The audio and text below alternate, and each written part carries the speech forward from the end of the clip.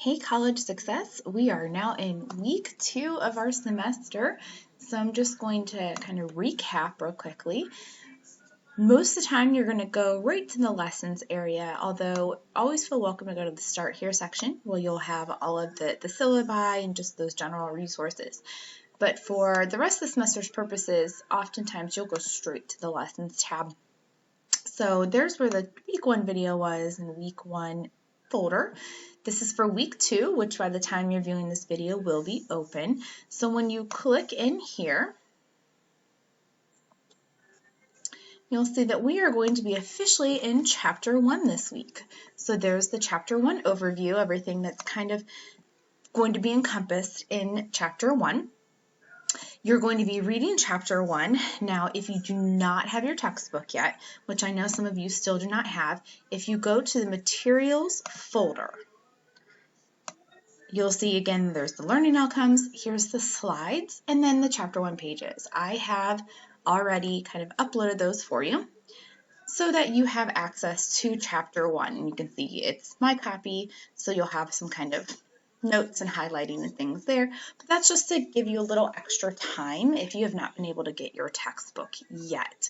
So for chapter 1, I'm just going to go through the slides. This is what I would normally do if we were face-to-face. I would kind of pull up the slides. I would go through and talk about the different concepts in the chapter and just make sure you're comfortable with all of those. And we would normally hold a discussion.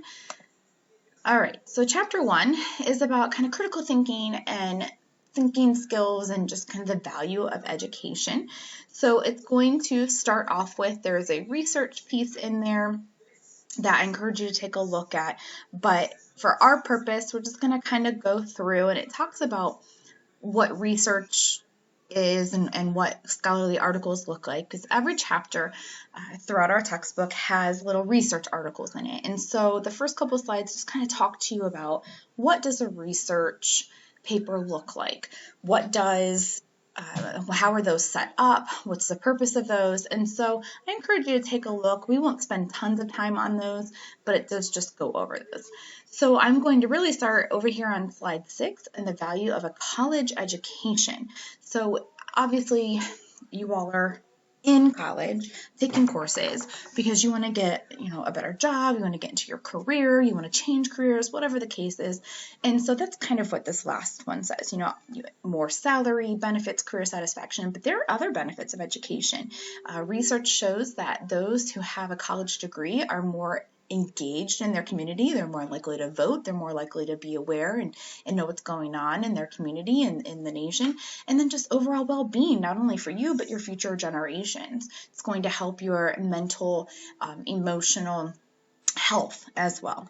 So here's kind of what a lot of people often go right to. The higher education, the higher salary, which is true. So it does kind of break it down. The kind of degrees you have, the more money you can make. But it's, again, not always about money because there are other benefits to attending college and getting that degree. Now, chapter 1 also talks about decision making, and it really spends a lot of time on the 6-step decision making process. And so here are the 6 steps. Keep your goals visible. For instance, thinking about them constantly, writing them down, putting little post-it reminders, whatever the case is. What is your goal? And keep that goal visible. Gather relevant information. What do you need to know to accomplish that goal? For instance, maybe your goal right now is to get an associate's degree. So before you even enrolled here, you thought about your goal. Step 2, you gathered information. What colleges, universities would be best for you? Maybe you narrowed it down to a couple. So you then, step 3, you explore those options. If I go here, what is it going to look like? If I go to this place, what is it going to look like? And you evaluate those options. What are the pros and cons? What's the tuition? What's the timeline? And then you take action. So you landed on Stark State. And then the last step is assess whether that was a good decision. Was that the right step for you? So that's kind of what the 6-step decision-making process says. And overall, what it's doing is trying to help you make more informed, deliberate, thoughtful decisions so that you're not making these big decisions like getting a college education, choosing your career. You're not making them kind of on the fly. You really think about it. Information literacy, this is something that's really important as a college student. It's basically finding and evaluating the information. So we can find information now, hardly any problem. And when you're able to go online and just find just about everything. The point then is evaluating that information. How reliable is it? How credible is it? How timely? Is this information valuable? Is it appropriate? So that's what information literacy is. Not only finding it, but actually saying, okay, is this quality? Is this something that I could use as a college student? What's the source, what's the tone, what's the point, what's the purpose. So that's all encompassed in information literacy. And it goes into a little bit more depth there about all these different components, what's the questions, what's the perspectives. So really making sure that you're just not taking something you find for face value. Again, things are so readily available, especially online, that you have to really consider, is this quality? How is this put together? Who wrote this? You really want to dig deeper so that you know that you're getting the right information. Following along that train of thought, it said at least 90% of graduates in this study they did said that literacy skills were used in their careers monthly, that they had to use information literacy, finding information and evaluating it in their actual careers, which makes sense. If you're in a career that has to have you have to gather information and make a report or make decisions, you have to evaluate that information that you find. And that goes along with something called the CRAP test, if you've ever heard of this. This helps you evaluate, and it says evaluating websites, although this could be kind of applied to almost anything that you find. Look and see how current it is. When was it written? In certain fields, if it's older than 3 years, it's already out of date. The relevant, how important or relevant is it to your needs? Who wrote the information? How accurate is it? And why did they write it? Are they writing for information purposes? Are they trying to persuade you? Are they trying to entertain you? So you want to look at that. From there, it talks about, as I mentioned a few slides ago, it talks about those scholarly articles and how every chapter is going to have a scholarly article. And so this just gives you an idea of what that means. A scholarly article goes through this peer-reviewed research process. So there's a question or an issue in the field. Someone comes up with that question. They conduct some research. They write it up. They analyze all the results. They submit it to an article, a journal. It gets reviewed, and then it's either accepted or not. That's why you'll see things that are published in 2020, but the research was actually done in like 2017, because it takes a long time to get this research published and reviewed, because it's very highly evaluated process. And so there are different pieces to a scholarly or research article, and here you'll see it breaks down. The abstract is just basically the summary. This is a quick paragraph what you're going to read. Introduction, what are you reading? The method, how did we conduct this? Who, what, where, when, why type thing. Results, what was our answer? And then discussion, what does this mean? Why is it important? So that's what kind of the next couple of slides go over, is how do you read a scholarly article? And this is going to tie into your college resource reflection today as well, because we're going to talk about the digital library and how they can help you get these articles. All right, and then the last little part of our chapter 1 talks about critical thinking and how important it is to be a critical thinker. So critical thinking, again, is very connected to kind of what we talked about a few slides ago, not just taking something for face value, looking and seeing all these multiple perspectives, evaluating the evidence that is given. There's a lot going on in our society right now, so this is a perfect time to practice your critical thinking. So we all have our opinions and things that we believe, but a critical thinker has the ability to okay, here's what I believe, but let me try to consider a different perspective. Let me try to look at evidence from a source that I might not normally consider. And then just kind of really reflect on why you believe what you do, and then look at other evidence and then come to a conclusion. And you may end up back where you were at the beginning, but that's okay as long as you kind of have that ability to look at other perspectives, because as you get into the workforce, as some of you know, since you're already there, you're going to work in a diverse field of beliefs and backgrounds, and having that ability to look at multiple perspectives and different points of view and thinking really can help you come to better conclusions. And then it starts talking about the intellectual development, and what I really want to focus on, because you'll talk about this in your discussion this week, is Bloom's taxonomy. This is a pyramid. Some of you, especially if you're like an education major, we'll look at this and hopefully it'll be familiar or you'll see it in the future. Bloom's taxonomy. It's these different levels of knowing. The basic level is, okay, I have to remember things, right? That's what we want to do. We want to remember information. But from there, we want to build on that. We want to understand what we remember. And then we want to be able to apply that in a situation. We want to be able to analyze and evaluate. And the last, like the highest level, is we're going to create something new from that information. And then again, the critical thinking and the kind of questions. So that's kind of just a preview of chapter 1. I always like to go through those slideshows, even though you have to your accessible here with your slides and the pages. I always like to just kind of go through and talk about some slides a little bit more in depth. All right, so now that we did that, here's what you're going to be doing for week 2, chapter 1. So if you go into your assignment folder, here's what you're doing. Chapter 1 discussion. So here is the discussion that is going to be due by Wednesday, June 10th for week 2 attendance. You have to post your original response by Wednesday, June 10th, and please pay attention to this here, 250 words or more, because normally in a face-to-face class, this would be a journal, and the journals are 250 words. So please make sure you're 250 words. If you need to open up, a Word document and type it in there first so that you can kind of get your word count, please do that. But here is what you're doing. After you read the chapter, you're going to describe an assignment you have in one of your classes. If you want to use this class, that's fine if you're not taking any other classes. Or if you remember a class from spring semester, identify which level of Bloom the assignment is targeting and why. So remember, Bloom is right here. And if you're looking for more information on Bloom, it is in your text. So if you need to go to the chapter 1 pages, sorry, clicking all around too many places here. If you need to go into your chapter 1 pages, Bloom's is going to be toward the end of the chapter.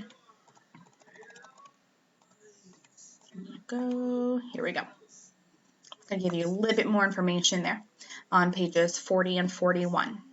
So it talks about Bloom's, and then it gives you some examples, kind of questions. So that's where a little bit more information on Bloom's is. So if I were, writing my response, remember 250 words, I would say something along the lines of, in my college success class, I need to complete a journal assignment. And then I'm going to spend a few sentences describe the assignment. This gives me context because if you're talking about an assignment in another class, I'm not familiar with it. So spend a couple sentences describing the assignment to me. In my cultural diversity class, I have to complete blank, and then tell me a little bit about the assignment. Then start telling me, I believe, I'm going to be able to type here, I promise, that this assignment fits Bloom's levels of remembering and understanding, or whatever levels you think it fits. Remember, you are going to tell me which of the levels, and maybe it only hits 1, maybe it hits 5, whatever the assignment is. What level or levels of Bloom's does that assignment hit? Because, okay, so again, 250 words is what you're looking at. If you go over, that's fine. If you're within just a few words, no big deal. Just make sure that you're getting pretty close to that mark. So that's what you're doing for your first discussion. For your very first discussion, you are, for chapter 1. Very first assignment, you are describing an assignment and identifying which level of Bloom and is targeting and why. Okay, so that is what you're doing for your discussion, 250 words. That is due Wednesday at 11:55 for attendance purposes, and then respond to 2 classmates by Sunday at 11:55. And again, by response, I don't mean, oh yeah, I really agree, or good point. A sentence or 2 response. Put some thought into it. All right, that's the first assignment for chapter 1. Next assignment, here is the STAR methods. We're going to open this up. It's going to open up into a Word document, and it's just going to give you an overview of what STAR means. Okay, it's going to go again a little bit more into depth. And here's the assignment directions. It says read the case study below. Create 4 interview questions, 1 each that demonstrates adaptability, problem solving, project management, and team working that might be asked of an interview candidate. And again, right up there, here is what they mean by those things. So all the information you kind of need is up here to help you with that particular assignment. So it says create 4 interview questions that demonstrates, like based off of this situation, what kind of interview questions would you create? That's the STAR method. And if you want, you can just type right in there, save it and upload it. If that feels comfortable for you, you can click in wherever you save it, browse your computer, find it and submit it, or write submission. You can do it right there. Okay, that is the second assignment. The third assignment is your Chapter 1 quiz. So I'm going to open this up. Here is the Chapter 1 quiz. Please make sure you follow the directions on here. Obviously, you can use your resources, which is why it's really important to follow these directions. Complete sentences, 2 to 5 sentences each, because you can use your textbook, because you can use my slides, because you can use, the resources available. Please just make sure you address each question and pay attention if it has more than one part. Question 1, what are the benefits of attending college? What is the purpose of higher education? So there's a couple parts to that. So just pay attention, and it'll tell you how many point values each question is worth. And it is 7 questions. And you can type right on the quiz there, save it, and upload it. So again, you'll go in there, browse your computer, find where you saved it, and upload it. So that is the Chapter 1 quiz. And then finally, on your syllabus, you have, this is our first week of this, a college resource. Our first one is the digital library. So I have in here a link, so you'll click on that, and it's going to take you right to our digital library. And some of you may be familiar with this, some of you may not. Here's a video that one of our librarians made, Sarah Klink, and you can go in there and just kind of click around. It has some more information down here below, and it'll help you explore it. And if you want to go right to the page, if you go to the Stark State College homepage, at the very bottom of the page, digital library, here's where the digital library page is as well, if you wanted to go in there and click around. So that's the digital library. And again, when you click in there, there's a video attached to it right there. So after you do that, it says explore the links and videos. After spending some time, write your 1 paragraph reflection. So 1 paragraph means 5 to 8 sentences. So you can click right in there, and you can click write submission and type it right in there, or you can do it in a Word document and upload it. But when I say a reflection, I don't mean just summarize. Oh, the digital library is open from 9 to 5, Monday through Friday. No, I don't need to hear those facts because I'm very familiar with the digital library. What this is how could you benefit from the digital library? Have you used it before?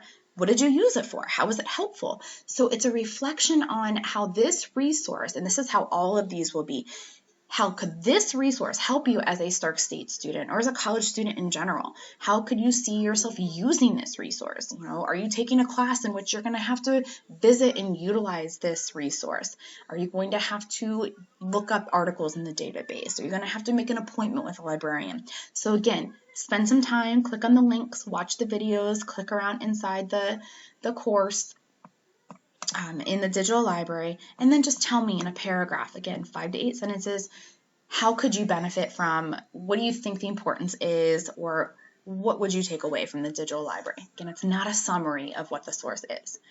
Okay, so that is week 2, chapter 1. Again, you have 4 assignments this week. You're reading chapter 1, which is just part of the process. You're going to complete that STAR method, which remember is creating the 4 interview questions. So you'll go in and click and read about that. You're going to enter your original response on the Bloom's taxonomy, and then make sure you respond to 2 classmates. Chapter 1 quiz, and then your resource reflection on the digital library. A reminder, your discussion forum original post is Wednesday at 11:55 for week 2 attendance. And make sure you respond to 2 classmates by Sunday, and then all the other assignments are also due Sunday at 11:55 p.m. So that is week 2, chapter 1. Please reach out if you need anything. Send me emails through Stark State email, through Blackboard. You can call my office extension. It'll kind of let me know that there's a message there that I can check. Whatever you need to do, just reach out and let me know. All right, hope you all have a great week. Bye.